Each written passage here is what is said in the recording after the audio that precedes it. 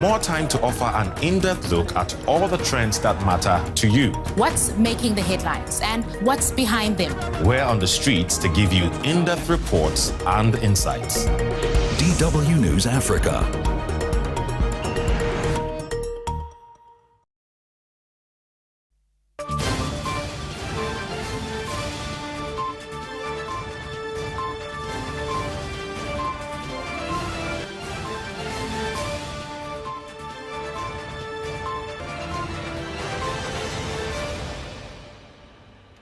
In Capital News tonight, Prime Minister Kassim Majaliwa dissatisfied with the construction of the TANESCO building in Kagera region.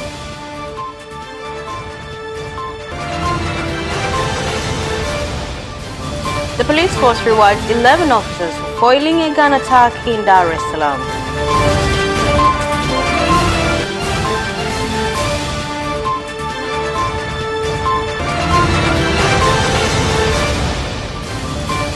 And in sports, the diplomatic golf tournament to involve more than 150 golfers.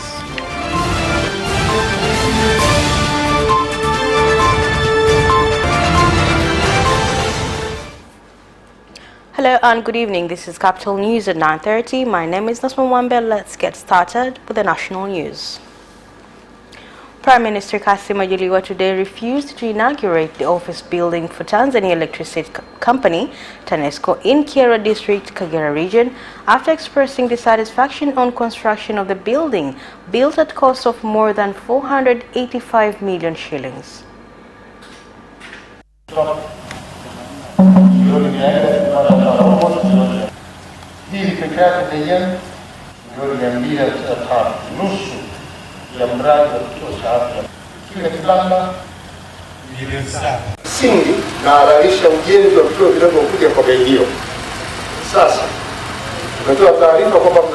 You have given a report that construction of TANESCO offices are underway throughout the country. I hope the offices are not off this coast, so that you will be able to construct as many offices as possible, because many wards in this country do not have TANESCO offices.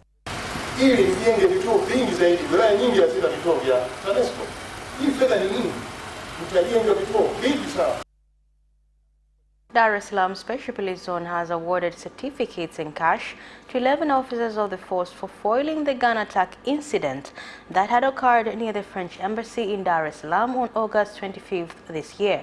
The award were handed over to the police officers on behalf of Inspector General of Police IGP Simon Siro by the Commander of Dar es Salaam Special Police Zone ACP Jumanne Murillo. Afande Inspector General of Police amewapa zawadi. Inspector General of Police has awarded them with certificates and cash. All must know that police officers' job is a very demanding and difficult work. In 2021, we are even more determined to continue the fights against criminals. We shall continue cooperations with other security organs and good Samaritans who have volunteered to share sensitive information of criminals. I emphasize that Dar es Salaam Special Police Zone will give 2 million shillings as a prize for anyone who will give accurate information of criminals' information that will lead to arrests of criminals and weapons. Mimi naomba tu kwa ujumla kwamba askari wote tujitoe kwa moyo mmoja. I urge all police officers to work wholeheartedly in fighting criminals all the time. Kupambana na wahalifu kwa muda wote. Maana mhalifu halali. Mhalifu anategemea akili yetu sisi askari ikoje.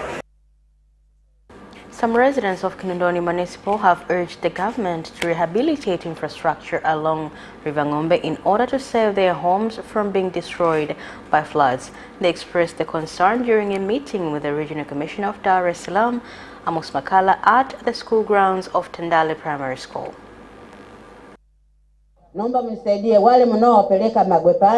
For those who are taking people to Mabwe Pande, may you please help me get land over there. I am kindly seeking refuge at a Good Samaritan home whom has already died. I have been claiming for my compensation without any luck.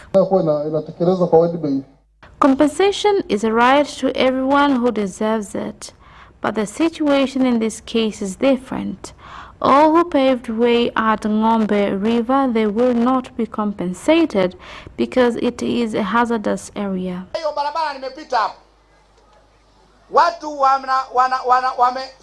I have passed by the road and found shop owners displaying their products at the road reserves.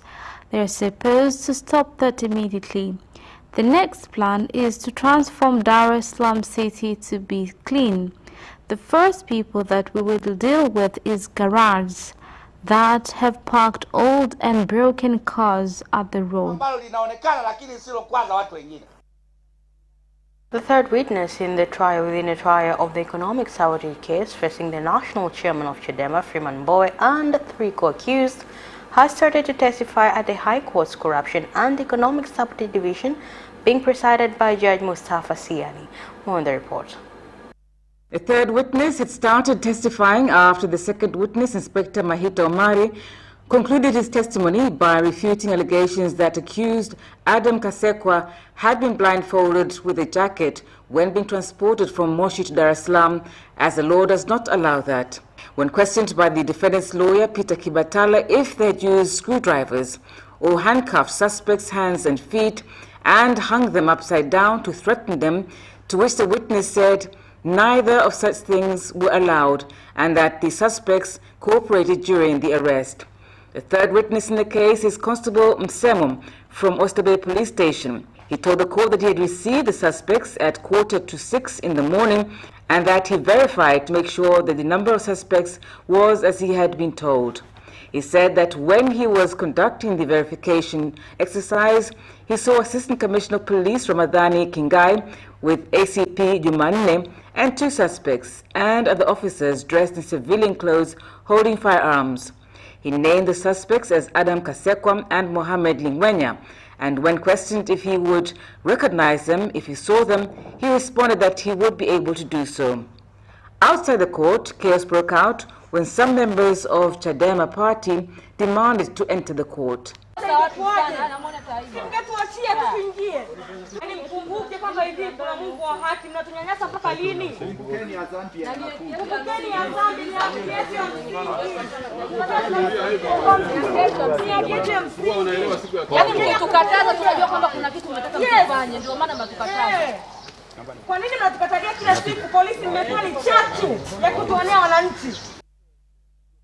The Registrar of Political Parties, Judge Francis Mutungu, has said that he's meeting with stakeholders to address differences between political parties and police force will be held on October 21st in Dodoma on measures taken to improve the situation following recommendations made at the September 6th meeting. Tarehe 21 mwezi wa 10 Dodoma ndio tutafanya kikao cha wadau. Sasa mrorongo hivi vikao nilivyovitaja. 21st October in Dodoma, we will hold a stakeholder meeting. The sequence of these sessions is whether the coordinator or mobilizer will be registrar. And in the last sessions, we are trying to carry on board the ideas of stakeholders who are still hesitant, because if the discussion will be run by the IGP or the register, then they will not be free. The forum of political stakeholders is not just for politicians. You are also political stakeholders. Tunamlalamikia kikiendeshwa na msajili huyo naye kidogo ana madudu yake tunataka kuyasema, kwa hiyo labda hawatakuwa huru hao wadau. 2 buildings, including a section of Kijameda Secondary School in Magugu Ward, Babati District, Manyara region, were gutted by fire last night. The incident is believed to have been caused by an electrical fault. The situation has caused the school to run its office activities under a tree due to lack of teaching facilities. Kilichoungua sana ni ofisi ya walimu. The teacher's office was totally burnt down because it was the source of the fire, and the fire was spread to the office of the vice principal of the school, which is located along the finance office, and also part of the classroom was burnt. But with the good cooperation of the people around, we were able to extinguish the fire. But the furniture and other documents were badly affected. Leo. An elephant has killed a 60-year-old farmer and destroyed crops at Mkumbara and Mkomasi area in Korogo district, Tanga region. The farmer said destruction of crops by an elephant invasion is likely to cause food shortage in the areas. Kama unavyoona migomba hapa jinsi ilivyochakazwa. Banana trees have been badly destroyed by animals who invaded farms and disrupted all economic activities in the village. 80% of residents are farmers. We have really highly been affected. Uruga wanatuacha na njaa. Na wakati watu wameweka malengo yao kwamba nikishavuna sasa hivi itabidi msimu unaokuja sina tatizo la chakula. Lakini sasa njaa ndio imeingia nyumbani. Mazao mengi sana yameharibiwa na tembo. Many crops have been destroyed from lentils, maize, tomatoes and beans.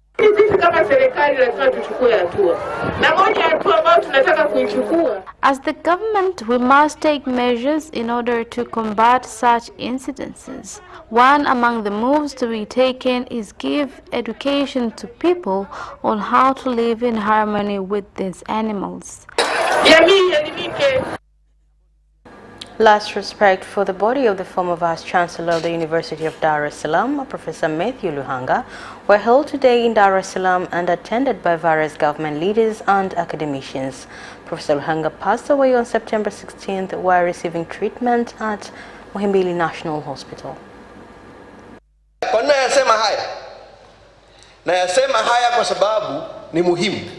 Why am I saying this? I say this because it's important, we as leaders, to be able to recognize the talents that young people have. But also, it's important to give them a second chance. My undergraduate GPA was not self-sufficient, but he gave me a second chance.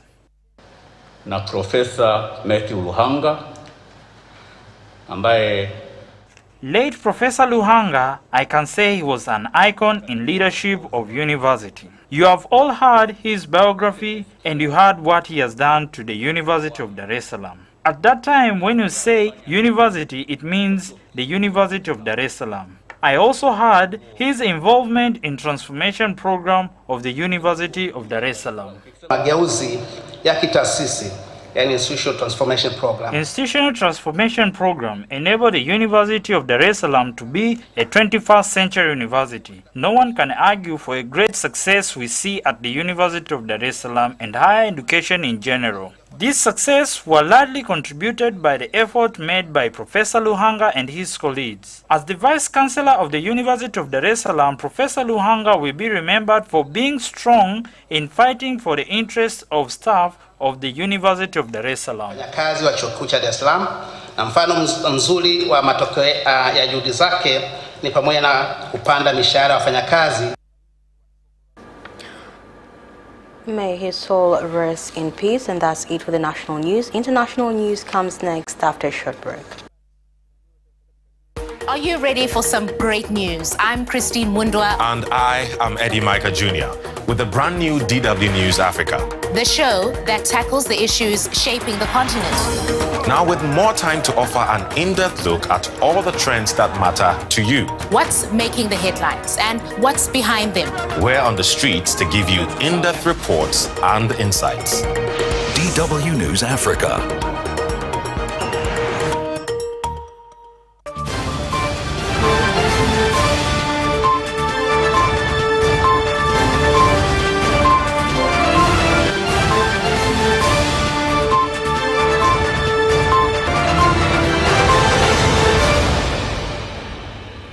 Welcome back, and now in international news.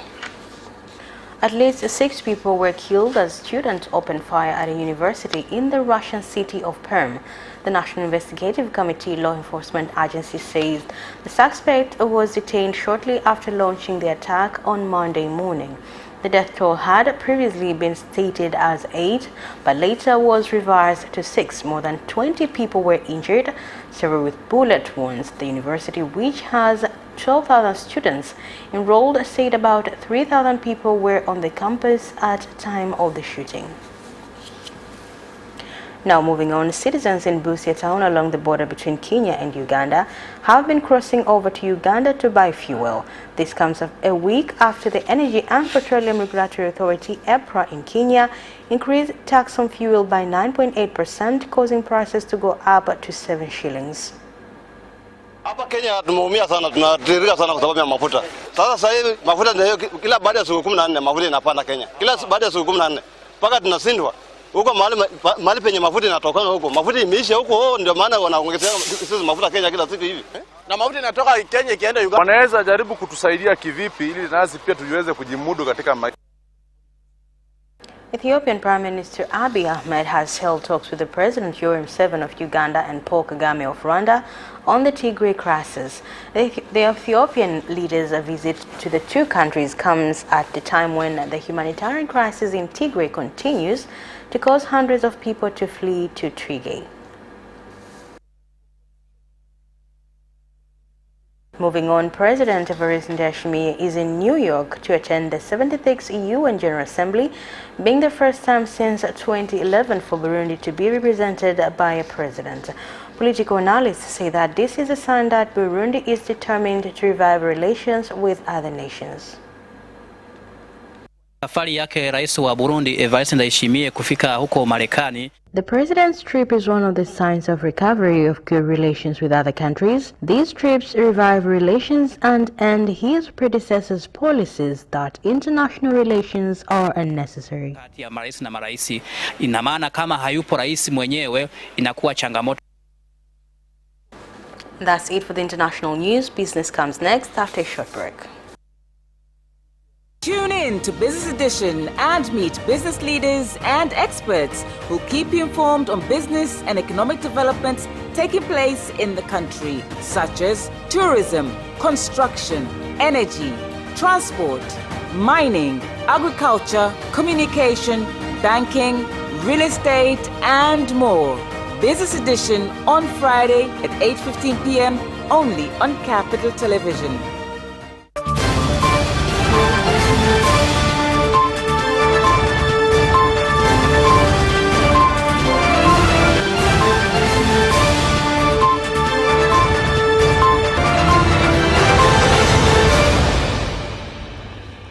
And now in business news.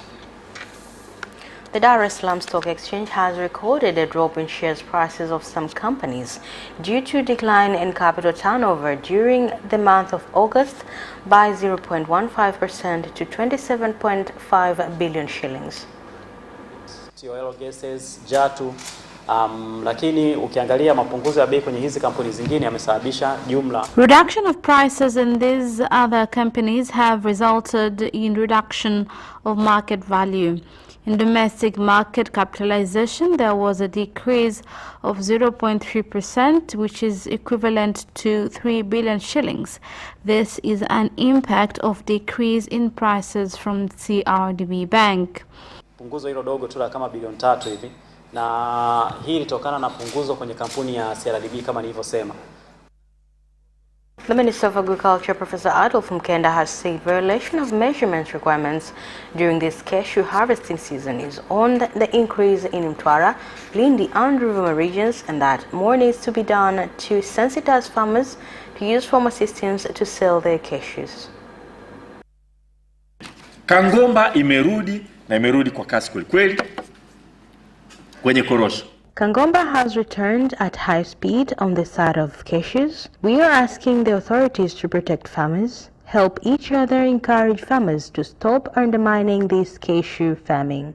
Kwa kuwa nimewaona hapa washiriki kutoka mkoa wa Iringa. I have seen participants from Iringa region. I look forward to seeing changes in the agriculture sector and cooperatives through the 6 people who participated in this training. Iringa region is very confident in you. I expect a lot of support from you. Iringa tuna imani sana na nyinyi, lakini mimi binafsi ambaye mnafahamu tangu nimeingia mkoa wa Iringa nina sera ya mapinduzi makubwa sana kwenye eneo zima la kilimo. Cargo transport stakeholders in Kigoma region have urged the government to reduce the number of institutions along the border areas, as some of them have been a hindrance, causing some transporters to use illegal routes, a situation that is incurring the government revenue losses. Ni kwamba sasa taasisi za serikali zinakuwa nyingi kwenye kuandaa nyaraka. Government agencies are more focused on documenting. It causes a lot of cargo to be delayed going abroad. It is good that there is one institution that will collect all the money and the others do professional work. The TBS laboratory can inspect agricultural produce.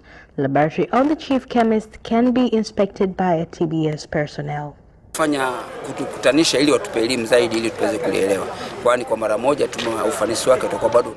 The challenge we have is interactions, which is why we need to engage stakeholders so that all products are within formalized borders.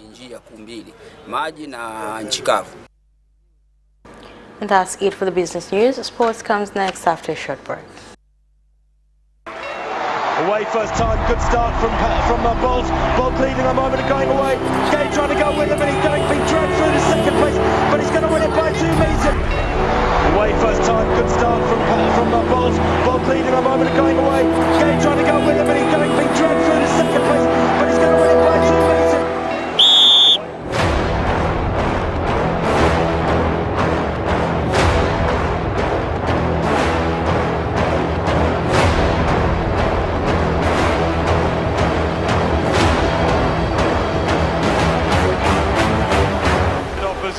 Joaquinho, he did lose to Lent.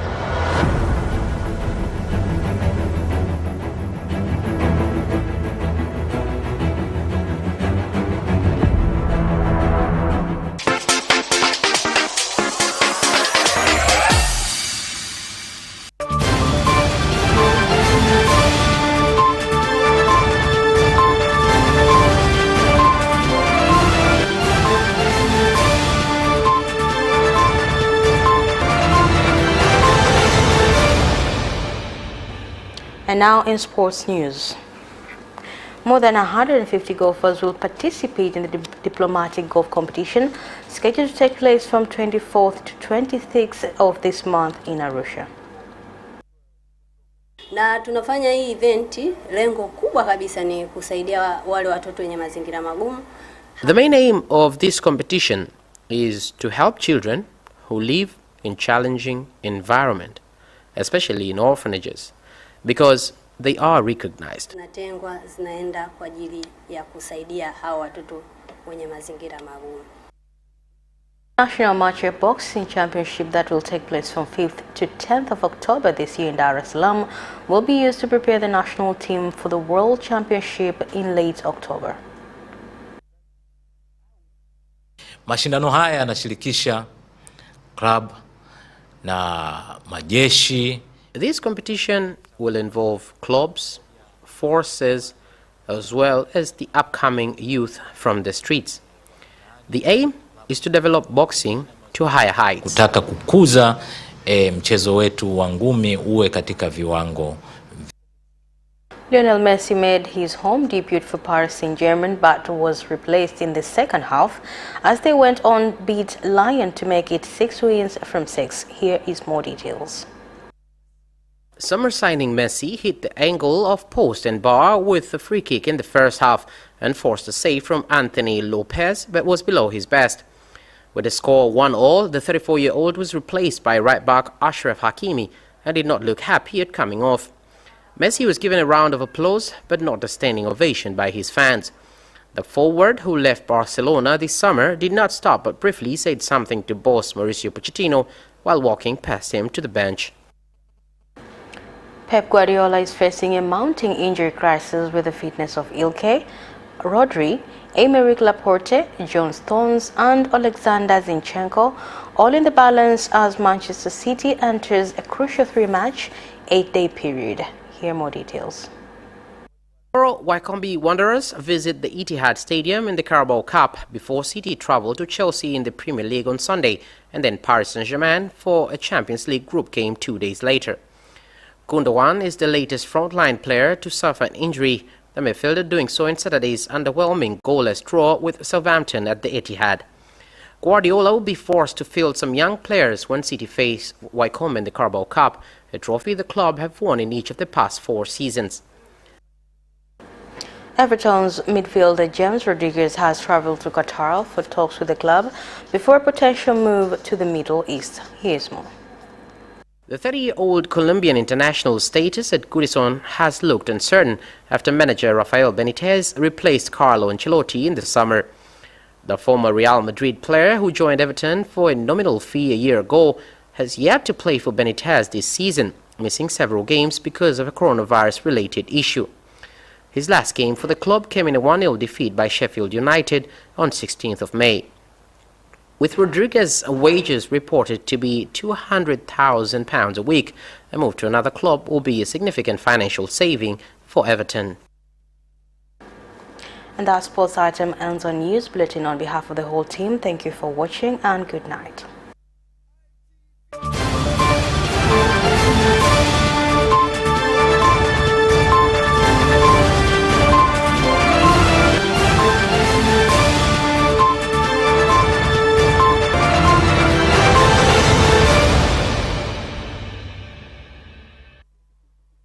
On our social media accounts, YouTube Capital TV and Facebook Capital Television Tanzania from Monday to Friday at 9:30 p.m. Don't forget to subscribe and put notification on.